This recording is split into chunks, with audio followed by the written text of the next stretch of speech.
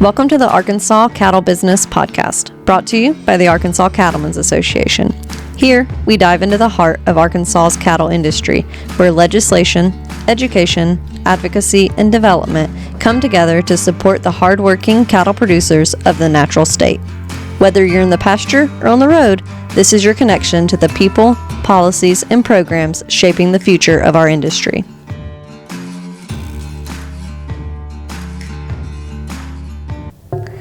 Hello, good, and welcome to episode 5 of the Arkansas Cattle Business Podcast. Week number 5. Yeah, I almost said good morning, which would be maybe not accurate when you're listening, and honestly not even accurate when we're recording this. Right. Coming to you live on Friday afternoon. Yeah, no clue where good morning came from, but whatever. We're glad you're here. We're a month into this now, a little over a month, and it's been a roller coaster of trying to make this happen every week, but I've really enjoyed the look back that it's made me do and kind of what we've been working on, and hey, like, here's what happened, and being able to recap that for people. So I'm hoping y'all are enjoying that as well. Yeah. So this week should be potentially a little bit shorter. Last week was a little longer because we were making up for a missed week in there, but this week should be a little different. We got some different things to talk about, but it'll be an interesting time here as we recover from the snow and really, let's be honest, the ice here in Little Rock, more than the snow. So we hope that y'all were able to stay warm and take care of your cattle and yourselves during this weather. It was not fun for anyone, I feel like. I was talking to a guy, and I've seen multiple Facebook posts where cattle are calving in 7-degree weather, and it's not fun. No. And thankfully they've saved some, but I know there's some that haven't gotten to the barn in time. But yeah, it was a rough week for a lot of Arkansans this week. So we're very cognizant of that and hoping that it gets warmer, it gets better, and that's all we can really hope for, is that, hey, next week maybe it's not as bad. Yeah, and I hope none of y'all got a cold like I did. If you can tell, I lost my voice yesterday, but thankfully it's better today. But we're here. Yeah. So yeah, if you hear anything, I feel like I had one last week where I was like, oh yeah, I can't I can't talk. So it is what it is. We're real life over here. We are real life. Ask us, we'll tell you exactly how it is. Yes. Yeah. But yeah, with that, we can hop right into Hats on the Hill. Yeah, for sure. Let's hop in. So let's start off with a rundown of what happened at the Capitol this week in Little Rock. Yeah, so it was an interesting week, as we alluded to in the intro there. Like, we saw snow. We saw a lot of ice in Little Rock, more so than snow. Probably only had about an inch of snow, but it sleeted for a good 4 hours before the snow hit, and so had a lot of ice. And so honestly, fully expected the legislature to close. They did not. They decided to stay open, but with a limited schedule, because they could not necessarily have the expectations that the public could get to them. And so that is a big part of the lawmaking process, is being able to hear from the public and being able for them to share testimony or to come into a committee room and ask questions. While you can do all of that online, you can see it online, you don't have that interaction. And so they met, albeit with a little bit of a adjusted schedule, I guess. I do know I was watching on the Senate side, and President Hester over there, the President Pro Tem of the Senate, asked specifically, like, hey, if there's anything controversial that comes up, like, we do ask that we don't discuss that this week. Like, if people need to be at home in their districts, understand and respect that. And they did. So they passed a few things. There was a little bit of movement, but anything that really had any debate or any discussion, I think they kind of held off and kicked the can down the road to next week, so that way they could be all hands on deck and make sure they have both sides available and the public available for that. And so it was an interesting week. So they still met. We watched a lot of it online, but there was just not, again, another week with not a lot of movement. So, yeah. So are there any other bills that have been introduced this week that you were watching? Yeah, again, I have my stack of papers here, so that way I don't forget one. I will promise you my list is not as long as last week. A lot of the ones we talked about last week, we don't necessarily have a big update on because, again, they did not make the way through the process as they traditionally would this past week. One of the updates we do have is we started this podcast, probably, I believe, talking about House Bill 1045, which was by Representative Kavanaugh, which sets requirements for crop residue burns and establishes penalties. And so that one has been deferred since its introduction, pretty much. And so they did just announce an amendment to that bill that was adopted this week. And so essentially it does away with a lot of the penalties, which were a lot of other people's issues with it because they're fairly hefty penalties, $40,000 to $50,000 to $70,000 for a penalty for crop residue burns. And so this essentially sets up where crop residue burns will be following the voluntary burn management program and the smoke management program with the Department of Agriculture. And so with that, the cattlemen's did not have a position on this specific bill, but we do know a lot of people have been keeping an eye on that one, and so that one has been amended and will now start the process. So that is House Bill 1045. Another one that got introduced is making its way through the process is House Bill 1450 by Representative Painter and Senator Hill. It just, again, we talked about it last week, it just changes the reporting requirements for the Department of Agriculture, reducing bureaucratic obligations. So essentially, I think they had like 10 reports they had to fill out every year. And so this will make it where they can have one cohesive report instead of the different ones pre-transition under Governor Hutchinson. And so that bill passed the House on February 20th with a vote of 97 yeas and no nays. It is being referred to the Senate Ag Committee. And so we will see that probably this next week. So we'll be able to talk about it a little bit more. And then as I shuffle my pages and turn the page, we have House Bills 1516. You're going to see a trend here. A lot of these are all coming through at the same time, all relative to the Department of Agriculture. And so this one's by Representative Marcus Richmond, and it is amending existing laws related to the Department of Ag to improve its ability to enforce regulations. So this is helping examining and testing animals suspected of having a contagious or infectious disease. Also establishes a formal structure for penalties. The fines collected will be exclusively used by the department to fund its law enforcement activities. And so essentially what this is doing is better defining the fining structure of that, because there have been, the Department of Agriculture has long been the inspection arm of a lot of things, but there has not necessarily been a very defined way of what happens going forward after the inspection happens. So this bill breaks it down. So we are still, it just got introduced very recently, so we're looking at that one and kind of making sure that, yes, while we want to protect our food supply, we want to and protect our inventory, protect the herds, we also want to make sure it's not undue strain, undue stress, undue regulation on cattle producers. So we'll be talking more about that one probably next week as we see it come out of, as we see it go into committee, because obviously, as you can imagine, it has been referred to the Agriculture Committee on that side.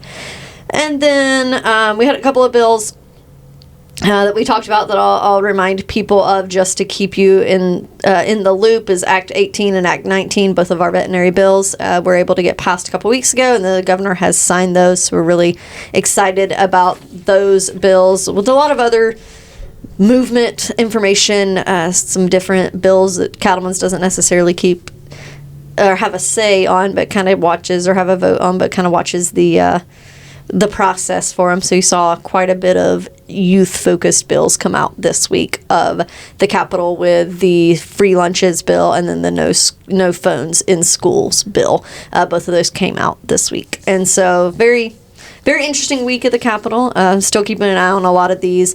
And again, we still have probably a lot more bills. We've had almost about 1,000 come through so far. And so we're obviously only talking about the ones that are pertaining to agriculture and then deep diving into the ones that truly Cattlemen's has policy on. So that's kind of your brief update there, because we don't necessarily have a lot of movement on any of those bills, but keep looking next week, and we'll see. I'm sure we'll have some positive momentum on some of this. Yeah. So what bills are you tracking federally? Yeah, so that's a much bigger conversation. They somehow in DC are much more used to snow, and so they don't have to slow down for the snow side of things. And so we've got quite a bit in DC that we're looking at. Some of the biggest things that we've already heard on the podcast, that we've already talked about, is going to continue to be the around surrounding taxes. So that's the biggest thing we're really wanting to talk about is taxes, whether that be the death tax, inheritance tax, whatever you want to call it. And so just the end of last week, so it would have been on Valentine's Day, very good Valentine's Day present. The Death Tax Repeal Act was introduced very close to then, and so there is a House bill, and so this is in D.C., so it's H.R. 1301, led by Congressman Feenstra in Iowa and Congressman Bishop in Georgia, has 175 co-sponsors. 175. And so that's the Death Tax Repeal Act.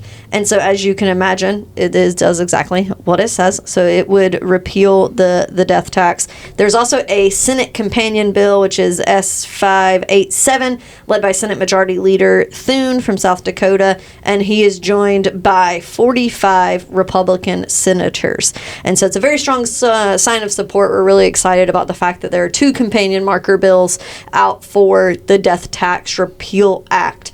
And so hoping, obviously our goal is to do away with the death tax entirely. And so this is a step in the right direction to show that there is such a large support for it. I mean, 175 co-sponsors in the House, 45 in the Senate. That is a large number of people all in agreement there. And so that's very, very exciting. So we'll keep y'all updated on those.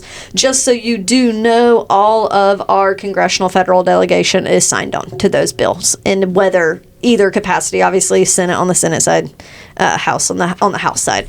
And so very grateful for their leadership and their support. We've been having a lot of conversations about the death tax and how detrimental it is to the livestock industry, so the agriculture industry, but obviously from our perspective to the livestock industry. So we're grateful for their leadership and support of the Death Tax Repeal Act, and hopefully we'll have some good information for y'all coming forward from that. And then not federal legislation currently, but an update on the never-ending updates of the Corporate Transparency Act. And so if you were in, I don't know, it was like episode 3, I think we talked about the Corporate Transparency Act and the 8,000 steps it has gone through, it feels like, of everything that has changed, all of the injunctions, everything that's been going on.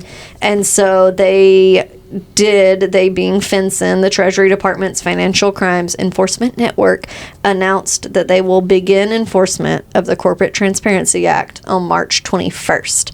And so that is literally a month from today when this is recorded and will be going out. So in 1 month, they will begin enforcement of the Corporate Transparency Act.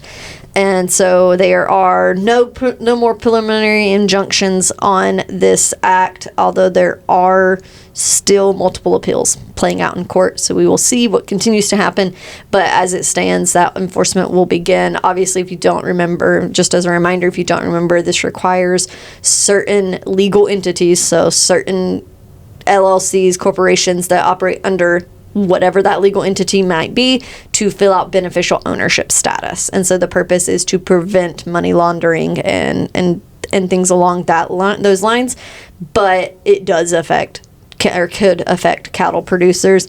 There's still talks out that FinCEN may change the reporting requirements for lower risk entities. And I use air quotes here because we don't know what that means. No one has defined what a lower risk entity means or who falls into that category. Obviously, we're hopeful that cattle producers are going to fall into that category. And so there might be some changes there. We will continue to keep you updated on this complicated, convoluted, always changing process of it. But I will say, as if you are concerned about it, to reach out. I am not a lawyer. Do not pretend to one. Don't even pretend to play one on TV. Like, I am not a CPA or a tax preparer. Like, if you are concerned about this, reach out to the professional within that industry that you work with and ask them if you need to fill out the FinCEN and to report the documentation with them. And so we will see as we continue, as we have a conversation. Ourselves and our national team is still engaging with the Trump administration, seeking a delay of the enforcement of this until the end of the year at the very least. There are also a couple of pieces of legislation introduced at the national level to delay CTA enforcement until January. And so there's a bill in the House and a bill in the Senate. And so they're making some forward progress there. We're hoping that maybe one of those will be able to help this as well. There's also legislation to repeal the CTA, the Corporate Transparency Act, in its entirety. And so that bill is gaining support in the House and Senate. And so we are working with our delegation to encourage those bills to move forward there. So again, I will always remind you to speak with your attorney or your tax advisor to determine if you need to comply with the CTA, but just know that it does, in fact, for now, as of this date, and maybe gone by the time you actually listen to this, we'll see. But as of now, as of February 21st, they will start enforcing it on March 21st, is what they've told us. So there is your other update for the CTA that I feel like every week I'm just going to go on here and tell you a different thing about it. And so, but trying to keep y'all up to date on what's happening, because that one has moved and changed a lot. But yeah, that is our federal one. Yeah, that's our Hats on the Hill update. Yeah, again, a little bit different, a little bit shorter, as we didn't have we had a weird week here in Little Rock, but that's all right. We'll have plenty to tell y'all about next week. I am sure they'll be making up for lost time. Oh, yeah. So what we're going to do next is we're going to do something a little bit different than, instead of doing our membership, we're still going to talk about benefits of our membership and things like that, but instead of doing exactly what we have discussed, we're going to end up talking about some things that have deadlines approaching, because I think that's a great way for us to have timely information. So one of the first things we're going to start with is the internship program. So our summer internship application, the deadline to apply is March 1st, which seems really far away, but in reality is not quite far literally at all. a week. Yeah. So let's jump in. Let's talk about the internship program. So what is it? What are the dates, deadlines, things like that? And then what can somebody expect if they were an intern? Yeah, so our internship is a 10-week internship. Basically, whatever the student's interested in, we'd like to accommodate them. Like, I was an intern in 2022. Really thankful for that opportunity. Since I was interested in communications, obviously I was an AgCom major. I did a little bit of social media, took pictures at the ACLC farm tour during that session, and then I was interested in events planning, so I got to help with the convention side of things, and that's where I chose to do events planning minor. So that's a really cool experience. You will be here with us in the office. That is a big expectation of it. I know there's a lot of opportunities for remote internships and things like that. Unfortunately, maybe not even unfortunately, ours is not. Yeah. So that's what we'll say. Ours is not. Ours is based in Little Rock, Monday through Friday. So here in Little Rock, we do have an apartment here. If you can't, if you don't live around here. I know I stayed at home because I just live an hour away, so I drove an hour to work. Just to still do that. But yeah. So this year it will be a paid internship, and so we will have a pay structure. It's on every other week. It's on the 1st and the 15th and the end of the month, and so we will have that pay structure available for the intern, obviously dependent upon experience and items like that. But we're really excited to be able to have that paid opportunity along with the housing, because there is that opens it up, I feel like, a lot for people. It's like, hey, I don't live here. Okay, cool, that's fine, we can make it happen. But my favorite thing about the internship is the fact that we do get to tailor it to their needs. So we had one intern that was really interested in policy, and so they were able to help us update our policy book. And so we've talked about the policy book here. It is written by our members, and so it comes through resolutions through the county up through all the steps. And so you could kind of tell that sometimes it was written by multiple people. And so that intern was able to actually do a deep dive and say, okay, here's where some of these things maybe don't quite exactly read as well as they should or as well as they could. And so we worked with him to update that policy book and get it a much needed refresh and bring that before our membership. Last year's intern was able to, as an ag business major, was really able to do a deep dive into our membership levels for our associate members and the benefits and the cost and the analysis and the ROI there for them and for the association. And so it was a really interesting way to look at things that a lot of times the association, like we just don't have the time to dig in. And so she was able to break that down for us and really do a deep dive into the ROI for both them and the cost for us. And so on both sides. So it was really interesting to have that along with some things that we will be rolling out at some point soon will be our county guidebooks and our executive committee guidebook. And so she was able to do a lot of interviews with county leaders and say, hey, what do you wish you had known when you became president of this county? Like, how can we help you? What do you wish you had? What is very beneficial? And so put together the rough draft of this guidebook of, here is what it means to be a county association. Here's the steps that need to happen for whatever it may be. So while we're not going to tell you how to vote, how to live your life, or anything like that at the county level, it gives you a guidance of like, hey, this is what some of our other counties do. This is what's work well for them in fundraisers or whatever. And so that way we can share with each other. So she's able to do that. So, I mean, it really does kind of just depend on the student. And so it doesn't matter if you're an animal science major, if you're an ag comm major, ag business, doesn't matter where you go to school. We will take any of them. So we're really excited about that. How does one apply? So we have a application on our website. It's under scholarships, I believe. Or you can look it up on Facebook, and the link's there under the internship post, directly linked to there. We just need a resume and then 3 references, basically, and why you want to do this internship. I just lost my train of thought. What was your favorite part about being an intern? Because you're, I think, one of the few that has the opportunity to have been intern and employee. Yeah, that's true. I liked just meeting everybody. I really liked the convention side of things because I was really interested in event planning, and so I got to see how that planned out. Got to do work behind the scenes, and I think that internship inspired me to do the NCBA internship like we talked about last week with all the vendors and stuff. So, yeah. And what is one thing you wish you'd known when you were an intern? What do you wish you had known ahead of time? We can give our potential interns a heads up. I don't know. How much travel? There is a lot of travel.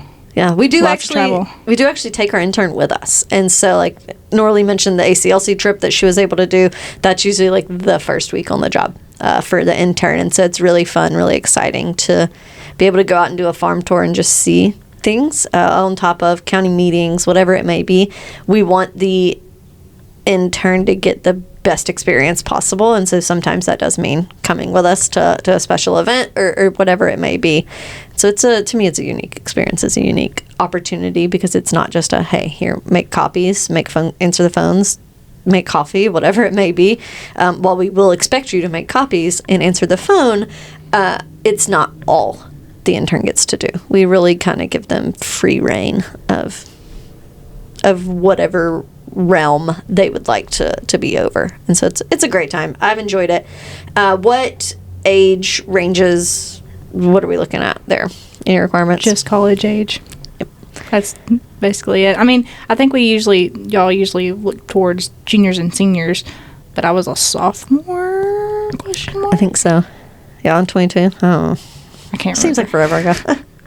Yes. And so we don't really necessarily have a requirement on the age range side or on the school. I will say, obviously, preference is given to Arkansans, whether that is a student that is an Arkansas native and going to school somewhere else, or a student that is an Arkansas native and going to school here in Arkansas, or just a student that's in Arkansas.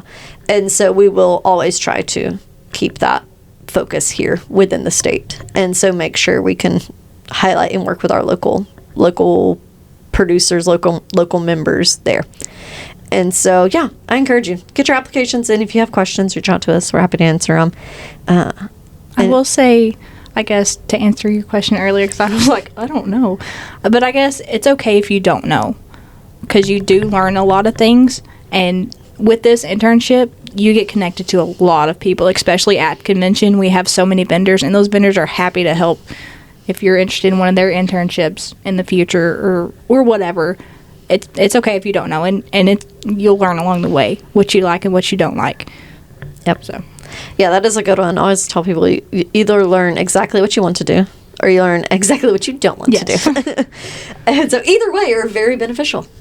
So yeah, the internship's a great opportunity for sure. And like Nora Lee mentioned, even if you're not, I mean, she is not a good example of this, because normally it is not, oh, hey, you intern here and then you work here. That's not necessarily how the Cattleman's usually works, because we just don't have that many jobs available at any given moment.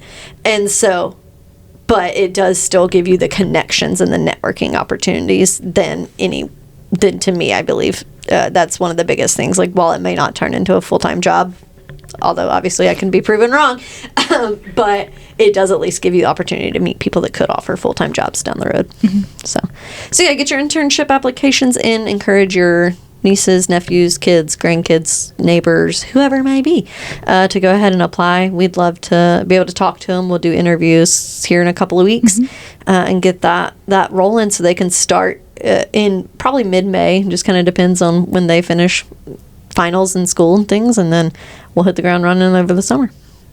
So, and it'll wrap up around mid-August, probably later August. Well, this year, because convention's it'll be 7th to the 9th, but yeah, it'll be after convention. Yeah, for sure, but before school starts. So, and that is the nice part, is we do try to just work with the student, and so whatever availability they have, we'll figure it out. So, perfect. For sure.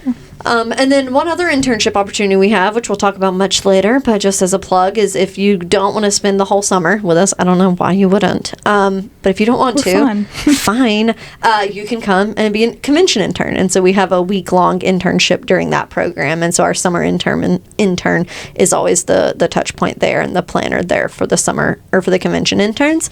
And so it's a great opportunity if maybe you already have an internship, or you need to work, you have a different job, and you want to come and see on all hands on deck for the convention. That's a great opportunity as well. And it's also good to put on your resume. So, yep.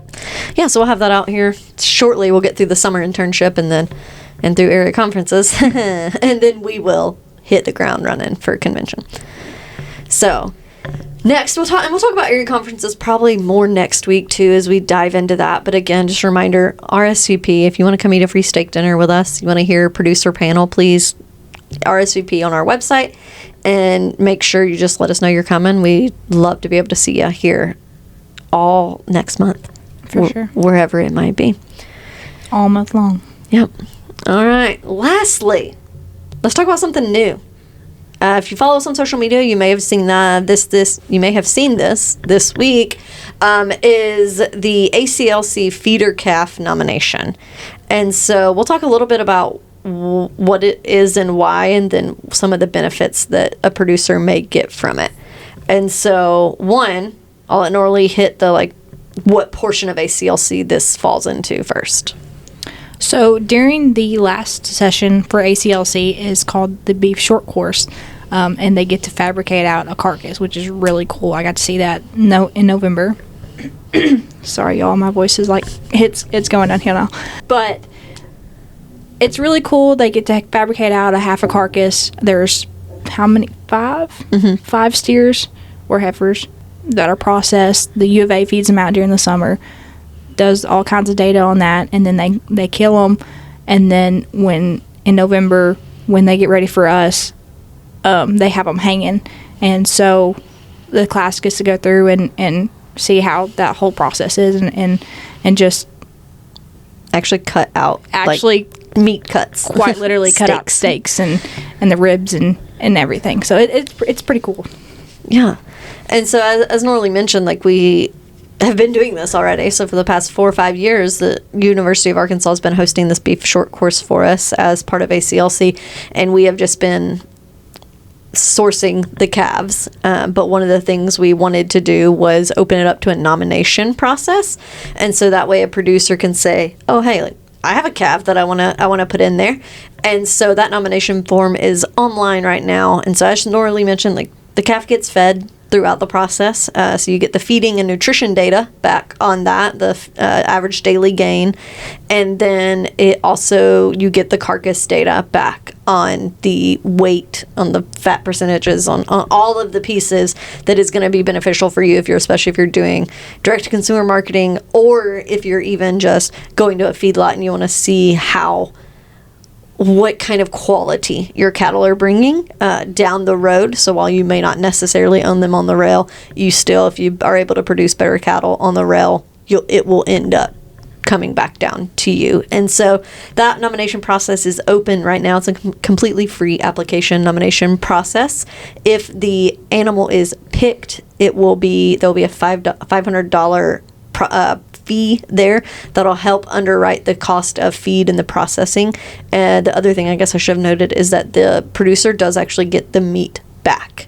And so granted, I will say it is cut by ACLC people, so it's not always necessarily like a perfect butcher cut of a steak, so you may have a little bit of variety there in ribeye sizes or whatever it might be, but you do get that meat back along with the data for it, so that $500 goes towards that portion. And so there's requirements in there of weight requirements and things like that. We do ask for pictures or videos just to make sure that the calf can move and is structurally sound. And then we'll figure out, once the animals are selected, how they'll make it to Fayetteville to be up there for probably about the beginning of April or May. And so we'll work with the selected animals for that. But really, it's an opportunity for producers to see. It's a really unique opportunity for producers, because I don't think there's really an opportunity for people to get their feed data back, or their carcass data back, unless you have somebody out there doing ultrasounds on them. But yeah, or unless you're retaining ownership through the feedlot stage, and there's not a ton. So this is a great way for you to get the data without having to retain that risk and ownership of having X number of cattle there. And so I do know the people that have been doing it have really enjoyed. I had one gentleman last year that was very excited to get that data back. So it's a great opportunity there. Just wanted to touch base on it. It did release on our social media this week, but wanted to just talk a little bit more about it, of what it is and why we've been doing that. And so we'll select 4 or 5 animals. And I say it'll be the ACLC committee. We'll select 4 or 5 animals coming up soon. But do go ahead and put that, if you're interested, you have an animal, put that information in the nomination form. We do have preferences given of backgrounding, weaning, shots, and things like that. All of it's in the nomination form. That one is just a preference. So like if you say, hey, this is what I did, not a requirement necessarily, whereas the weight one will be a requirement. And so keep that in mind. Go and check it out. We'll put the link in the description, so that way you can find that easily as well. But if you have animals that you think are providing good quality and you want some data back on them, it's a great opportunity. Yeah, so it's a really good one. So we'll be talking about ACLC for sure next week, because we have ACLC next week. So first session. Yeah, first session will be happening next week. And so we'll at the very least have a recap for you. But if not, you'll see more and more about that in our magazine and on our social media for sure. So what reminders do we have? What do we need to... I mean, it feels like we have 1,000 things coming up. I know. Well, it's about to be real busy. Yeah. So what reminders do we have for people before we let them go?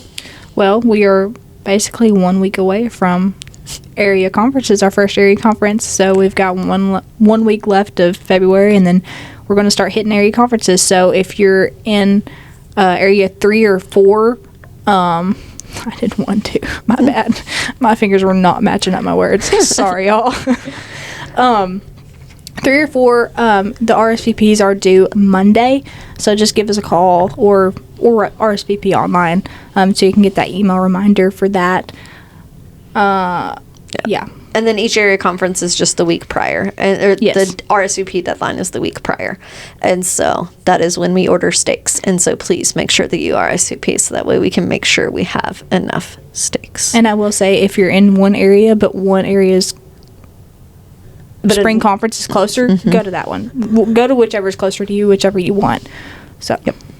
Yeah, and we always have the question of, can I invite friends? Do they have to be a member? What all the pieces are. And so I will say, you do not have to be a member to attend. If you want to come eat a steak dinner, again, all we ask is that you RSVP.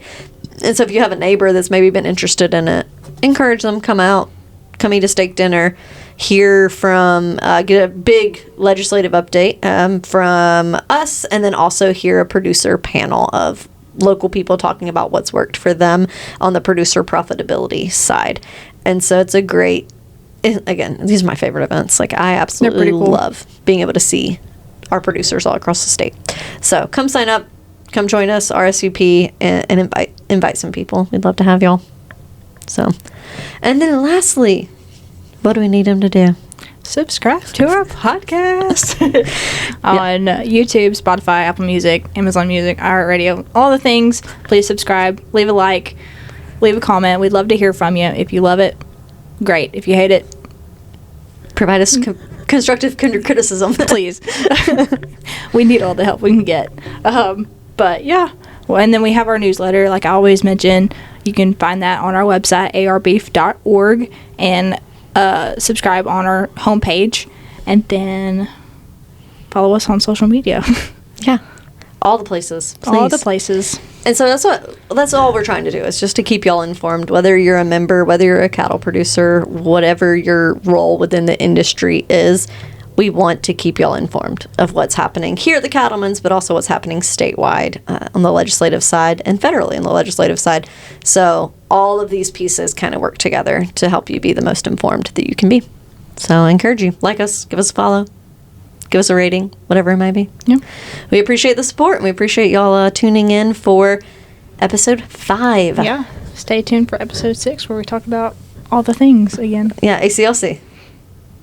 And legislative things. I think those are going to be our 2 big hits next week. Yeah. We're going to go ahead and call it. That's what we're going to talk about. But no, we appreciate the support. We appreciate y'all tuning in, and we'll see you again next week. Yeah. See y'all later. This is the Arkansas Cattle Business Podcast, your trusted source for all things cattle in the natural state.